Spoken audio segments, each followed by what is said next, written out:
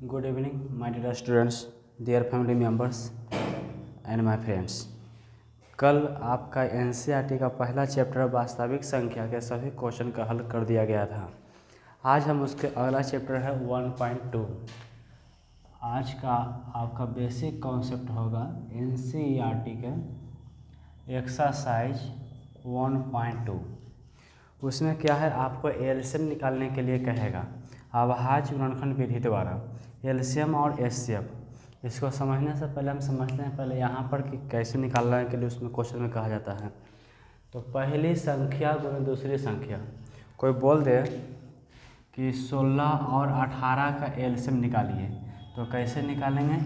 तो पहली संख्या गुणे दूसरी संख्या, पहली संख्या गुणे दूसरी संख्या, ये पहला संख्या है, ये दूसरा संख्या है, ये दोनों को गुना कर देंगे। उसके बाद लसा और गुणे मसा, यानी कि पहली संख्या गुणे दूसरी संख्या बराबर लसा गुणे मसा होता है।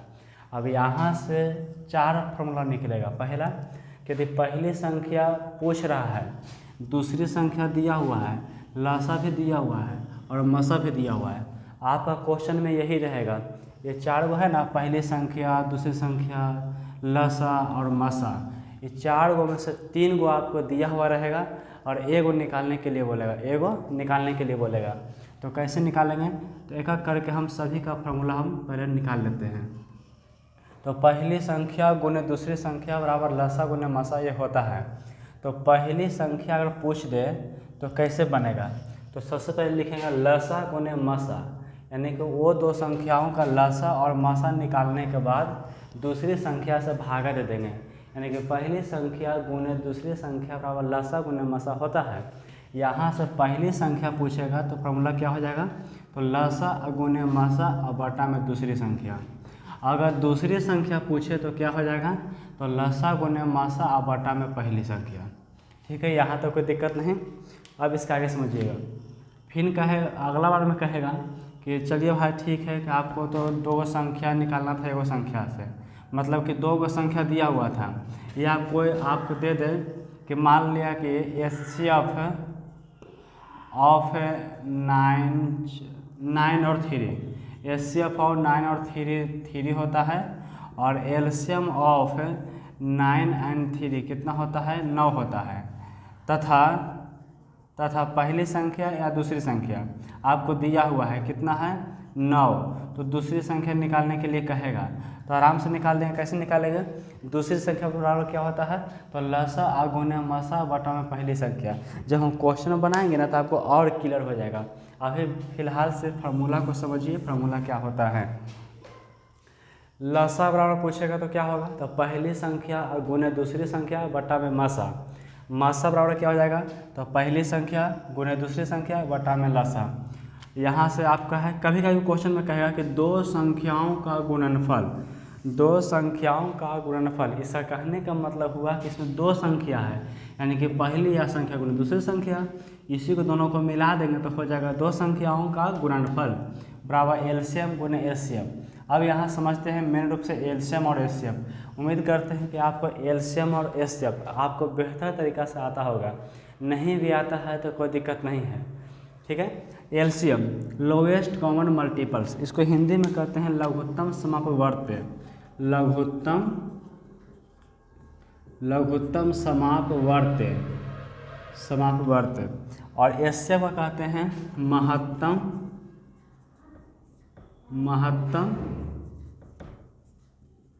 समापवर्तक। अब इसमें कहने का मतलब होता है लोएस्ट कॉमन मल्टीपल।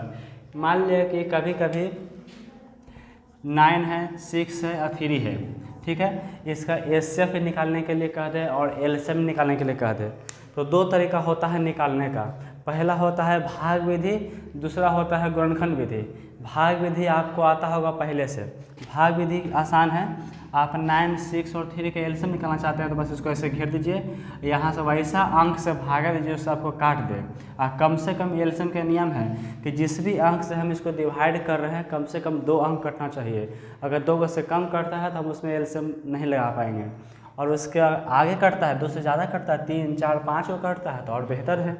एचसीएफ में क्या होता है कि जो वैसा अंक आपको लेना है जो सबको काट दे, वैसा अंक लेना है जो सबको काट दे। अगर सबको नहीं काटता है तो एचसीएफ नहीं हुआ। एलसीएम का मतलब होता है, आप समझिए ना, एलसीएम मतलब समझ लीजिए एल से लोफर, एल से लोफर समझ लीजिए, लफुआ टाइप के आदमी, और एच से हीरो समझ लीजिए।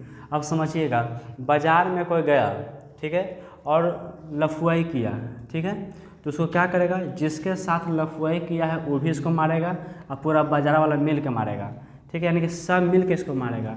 यानी कि एलसीएम वही होता है, मतलब कि जिससे काटेगा तो उसको काटे में करेगा, और जो नहीं काटेगा उसको भी लिखना पड़ता है, समझ ना, ये होता है एलसीएम का नियम। जैसे कि हम कह दें कि 9 का करिए गुणनखंड तो 3 गुने 3 होता है, और 6 का होता है 2 गुने 3, तो 3 3 तो मिलवे किया, लेकिन 2 भी नहीं मिला तो इसको भी लिखना पड़ता है।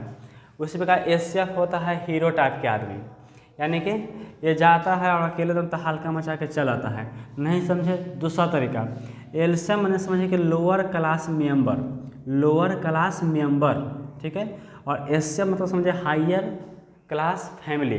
अब समझिएगा लोअर क्लास फैमिली और हायर क्लास फैमिली में क्या अंतर है। जैसे कि हम लोग को गांव घर में जब भी किसी के यहाँ कुछ निमंत्रण होता है खाने के लिए, तो क्या करता है, जिसके यहाँ न्योता जाता है वो तो खेबे करता है, ठीक है, कभी कभी किसी के यहाँ नहीं जाता वो भी आके खा लेता है, इसमें कोई दिक्कत नहीं होता है। जैसे मान लिया कि कोई व्यक्ति है, एलसीएम के बारे में कह रहे हैं, मान लिया कोई व्यक्ति है और उसके यहाँ 100 आदमी खाने वाला हो, ठीक है, तो ये क्या करेगा, 50 को बढ़ा कर बनाता है, ठीक है, 50 बढ़ा के या 100 बढ़ा के बनाता है, ताकि कुछ लोग दोस्त यार गेस्ट के साथ चला है तो उसको भी खाना पड़ता है, यानी कि 150 को बनाएगा। अगर उसके यहाँ खाना बना और बच गया है तो क्या करेगा, सुबह में फेंकेगा नहीं, वो आसपास जो समाज होता है गोतिया नहीं है उसमें बांट होता है। ये होता है एलसीएम के नियम, यानी कि जो कटेगा तो वैसे काटे में करेगा, जो नहीं कटेगा उसको भी लेके चलता है। लेकिन हाईएस्ट कॉमन फैक्टर में क्या होता है, हाईएस्ट कॉमन फैक्टर में कि इसमें क्या होता है कि जो नहीं कटे, जैसे कि कोई अच्छी है बात, हाईएस्ट कॉमन फैक्टर में क्या होता है कि जैसे कि कोई आदमी है, उसके यहाँ निमंत्रण हुआ, तो जितना आदमी का एक काउंट किया है, 100 आदमी का काउंट किया है तो 100 का खाना बनेगा, उससे ज़्यादा आएगा तो दिक्कत हो जाता है उसके यहाँ। तो ये के लिए दोनों अपने अपने जगह पे ठीक है ना, ये चाहते हैं कि खाना वेस्ट ना हो और वो चाहते हैं कि कोई हमसे नाराज़ भी ना रहे। चलिए अब हम समझते हैं एलसीएम के 2 नियम, ठीक है, भाग विधि द्वारा और गुणनखंड विधि द्वारा। उम्मीद करते हैं कि आपको भाग विधि आता है, ठीक है, नहीं आता है तो जब हम बेसिक क्लास पढ़ाएंगे जब 8-7 का, तो उसमें हम एलसीएम सिखाएंगे भाग विधि वाला। अभी फिलहाल समझते हैं गुणनखंड विधि, इसलिए ताकि हम लोग को 10th क्लास में पढ़ना है गुणनखंड विधि द्वारा एलसीएम निकालने के लिए, यानी कि अभाज्य गुणनखंड विधि द्वारा, अभाज्य गुणनखंड विधि द्वारा। 1 मिनट, अभाज्य गुणनखंड विधि द्वारा हम एलसीएम लाने के लिए सीखते हैं।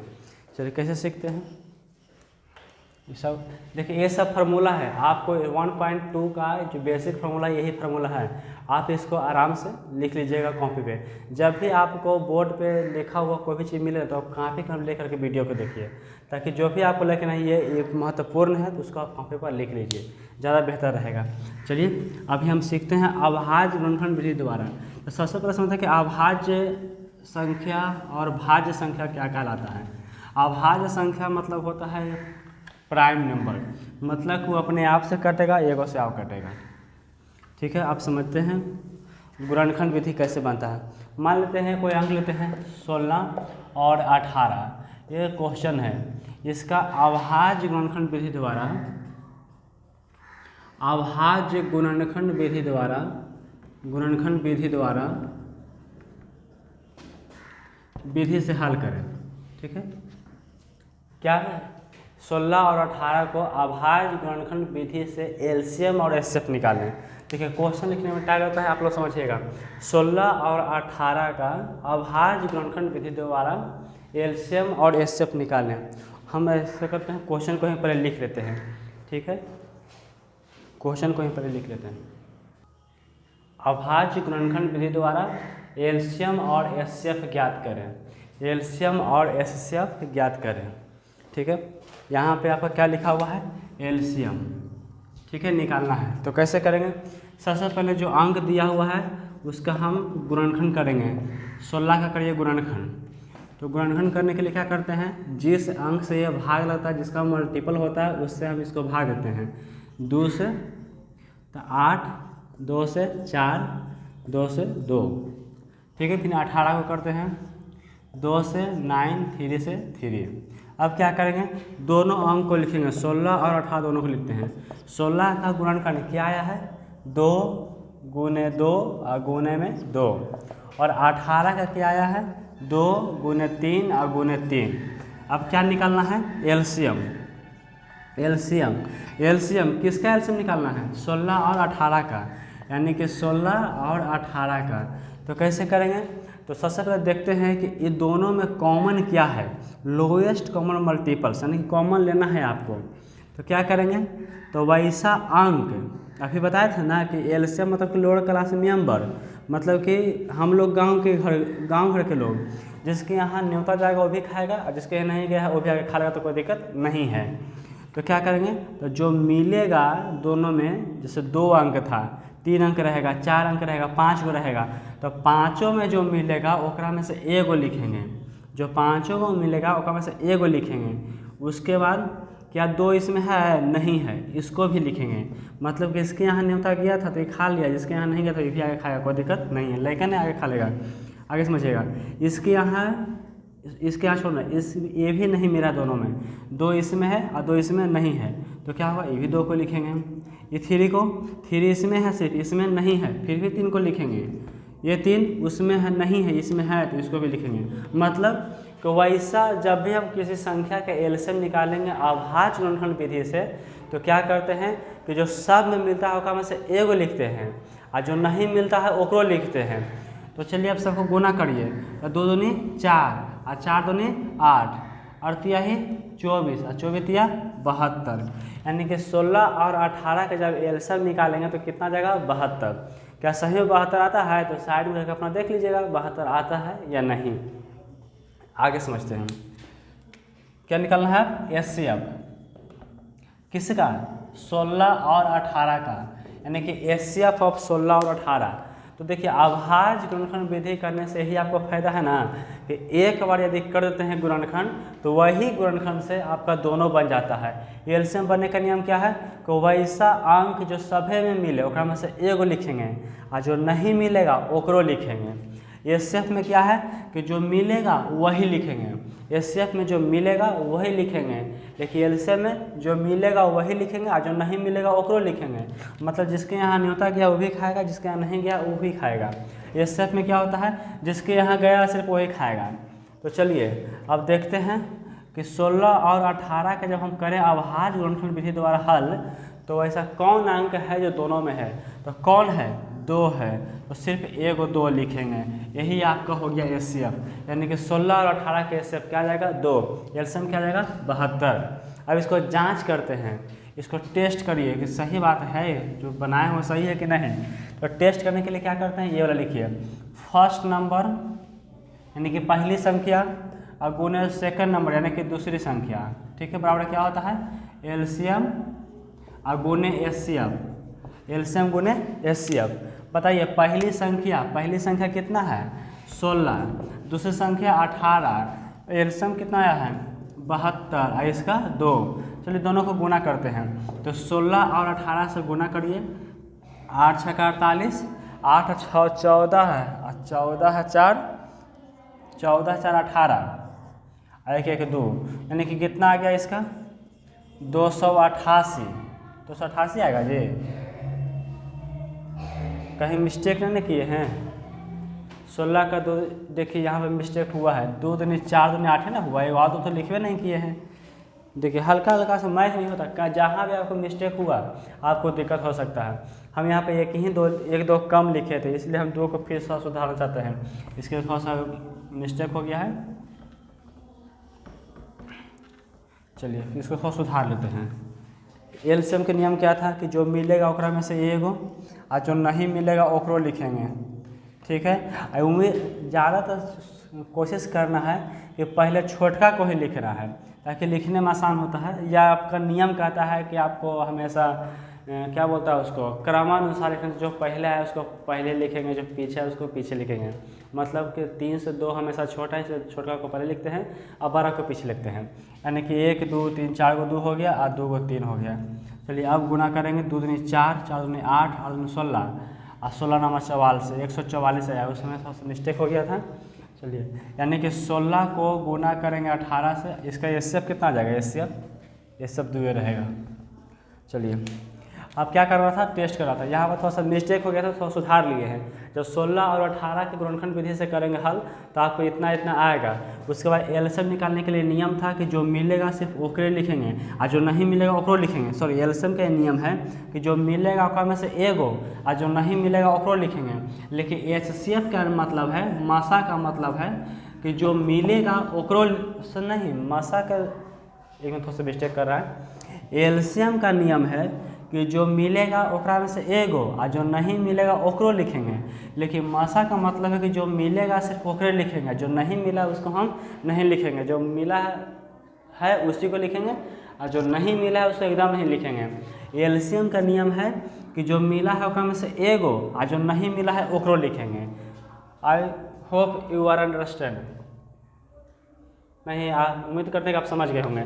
एक बार फिर से 16 और 18 का जब निकालेंगे अभाज्य गुणनखंड विधि द्वारा एलसीएम और एचसीएफ, तो सबसे पहले करते हैं गुणनखंड। उसके बाद एलसीएम निकालने का नियम है कि वैसा अंक जो दोनों में मिले, वैसा अंक जो दोनों में मिले ओकरा में से एगो लिखेंगे और जो नहीं मिलेगा ओकरो लिखेंगे।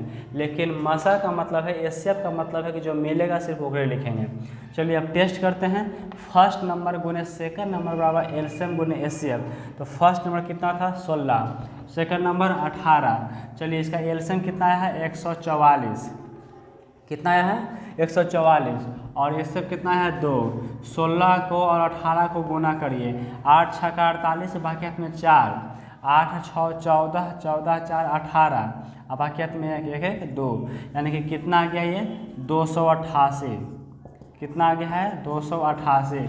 इधर ही उतना आना चाहिए, 4 दूनी 8 और 14 दूनी 28। देखिए दोनों तो बराबर है ना, यानी कि एलसीएम, सॉरी एलसीएम नहीं, इसको क्या बोलते हैं, 100 करके आते हैं ना तो थोड़ा सा हमेशा बोलने में गड़बड़ा जाता है। चलिए क्या हुआ इसका, LHS बराबर RHS, इसी को हम लिख रहे थे एलसीएम, यानी कि दोनों तरफ बराबर हो गया। उम्मीद करते हैं कि आप समझ गए होंगे। आपका सारा क्वेश्चन जो है ना 1.2 का इसी पे बन जाएगा। ऐसा कोई अंक नहीं है जो आपको, ऐसा कोई क्वेश्चन नहीं है जो आपको पूछना पड़ेगा।